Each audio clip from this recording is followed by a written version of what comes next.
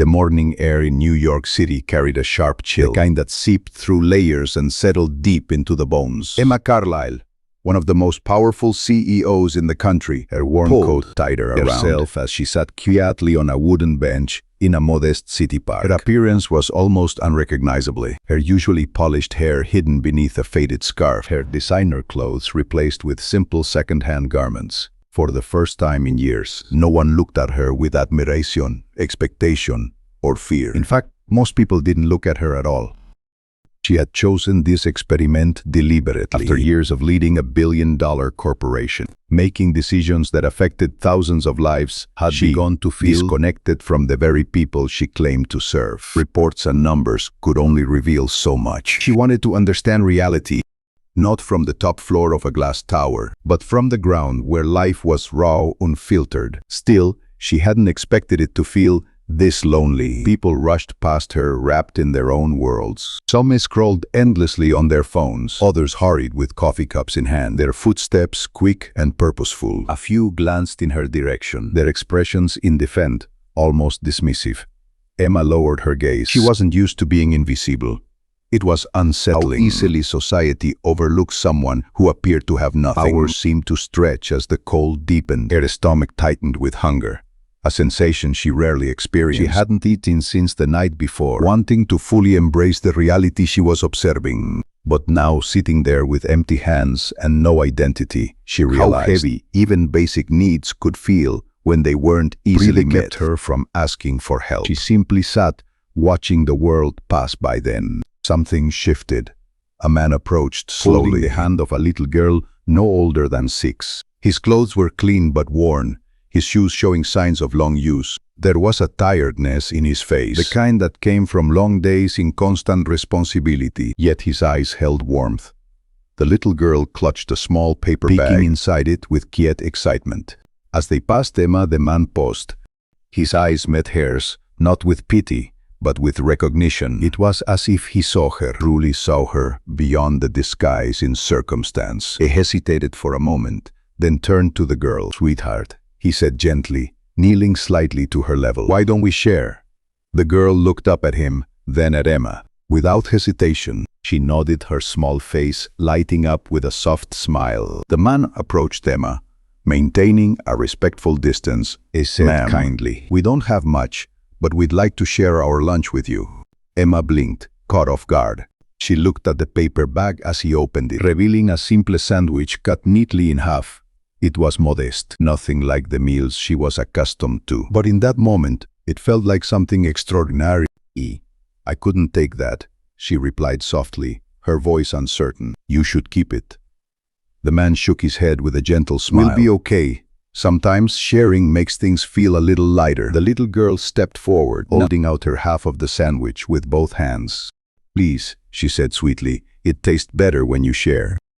Emma felt something tighten in her chest. She had spent years negotiating deals worth millions, yet this simple act left her speechless. Slowly, she reached out and accepted the sandwich, fingers brushing lightly against the child's small hands. "Thank you," she whispered.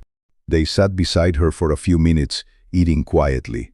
The girl hummed softly between bites, while the man asked Emma if she was all right. Sincere, but not intrusive. Unable to fully explain the storm of emotions building inside her. She noticed how the man made sure his daughter ate enough, even though he himself took smaller bites. Every gesture revealed quiet sacrifice, the kind that often went unnoticed. "What's your name?" the girl asked suddenly, her eyes bright with curiosity. Emma hesitated for a fraction of a second. "Emma," she answered simply. "I'm Lily," the girl said proudly, pointing to herself. "And that's my dad." The man gave a small nod. "Daniel, it's nice to meet you, Emma," said her voice steadier now. When they finished eating, Daniel stood, brushing off his hands. "Take care of yourself, Emma," he said. "Things have a way of turning around." Lily waved cheerfully by "Stay warm." Emma watched them walk away, their hands intertwined, their figures slowly blending into the busy city crowd. She remained seated, holding the empty paper wrapper in her hands, as if it were something precious. For the first time in years, she felt humbled, not by failure, but by kindness. In a world where she commanded power and influence, man, it was with who had almost given her nothing the most meaningful gift had received she in a long time. And as the cold wind brushed against her face, Emma realized that this single moment had already begun to change her. The following morning, Daniel stood outside a towering glass building in downtown Manhattan, adjusting the collar of his only formal shirt. It was slightly worn at the edges, but he had pressed it carefully the night before, making sure it looked as presentable as possible. Beside him, Lily hugged him tightly before her small arms wrapping around his waist. "You're going to do great, Dad," she said with a bright, confident smile that always seemed to erase his doubts. Daniel knelt down and kissed her forehead. "I'll try my best," he replied softly. After watching her walk toward the school bus, he turned back to the building. The company's name gleamed in bold letters across the front. One of the biggest corporations in the city, he had applied weeks ago for a mid-level position in their community outreach department. Not expecting much opportunities like this rarely came his way, but something inside him had urged him to try. Taking a deep breath, he stepped inside. The lobby was vast and polished, filled with the quiet hum of professionalism. People in tailored suits moved with their voices calm and controlled. Daniel felt slightly out of place, but he kept his posture steady. He approached the reception desk, gave his name, and was directed to the waiting area as he sat down. His hands clasped together. His mind wandered briefly to the previous day. The woman in the park, Emma. He wondered if she was all right. Something about her had stayed with him, though he couldn't quite explain why. Perhaps it was the quiet strength in her eyes, or the way she had seemed both lost and composed at the same time. Daniel Mr. Harris. He looked up quickly. A well-dressed assistant stood before him with a polite smile. "They're ready for you." Daniel stood smoothing his shirt once more before following her down a long corridor. His heart beat faster with every step. This was it. His chance to change everything. The assistant stopped in front of a large office door. He gestured for him to enter. Daniel pushed the door open. The office was spacious, with floor-to-ceiling windows, offering a breathtaking view of the city skyline for a moment. He was too focused on the view to notice the person standing near the window. Then she turned. His breath caught.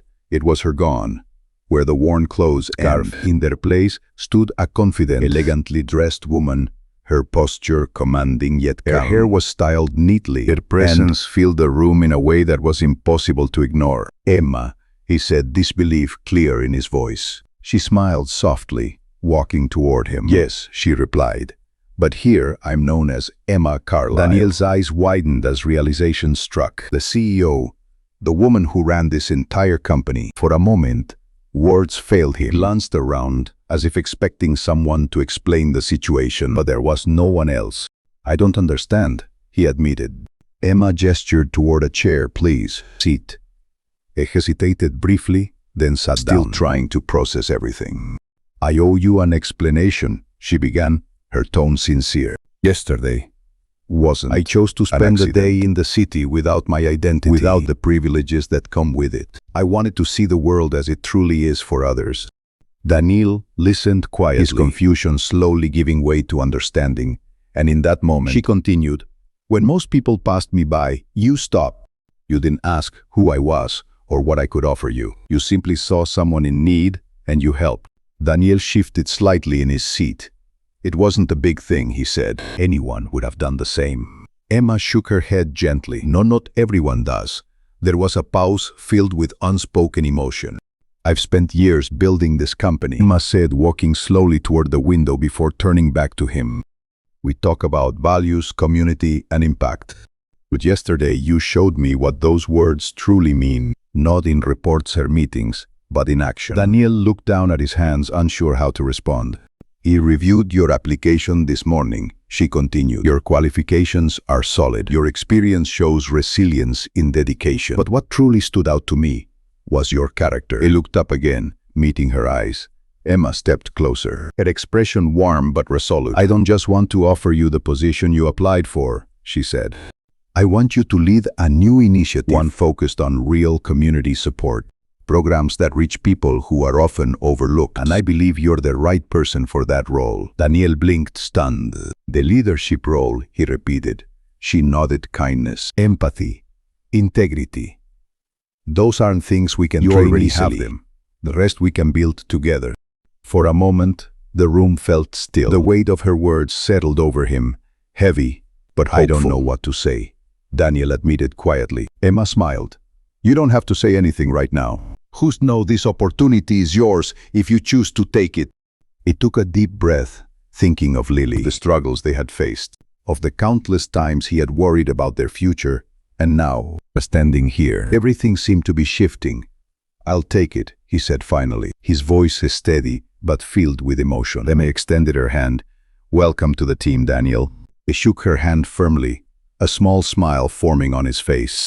As he left the office later that day, the city outside looked the same, but everything felt different. What had started as an ordinary act of kindness had turned into something far greater than he could have imagined. And as he walked out of the building, he knew one thing for certain. Sometimes, the smallest moments carry the power to change an entire life.